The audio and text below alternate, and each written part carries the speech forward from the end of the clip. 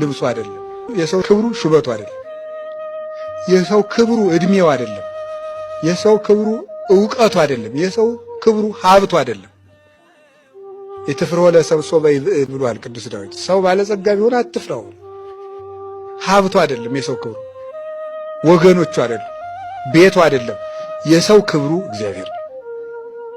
ምክንያቱም ኤልዛቤልን መንግስቷ አላስከበራትም። አስከብሯታል።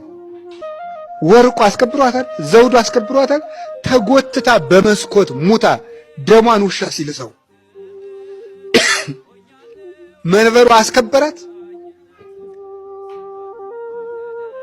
በወርቅ ጫማዋ ምድርን ለመረገጥ ትጸየፍ የነበረችውን ሰው ተጸይፏት ደሟን ውሻ ጎዳና ላይ ሲልሰው ወርቁ አስከበራት? የለም። መናኛ ቀሚስ ይለብስ የነበረው ኤልያስሳ ማን አስከበረው? እግዚአብሔር አከበረው። ነጥቆ ወደ ሰማይ ወሰደው። የሰው ክብሩ ማን ነው? እግዚአብሔር ነው።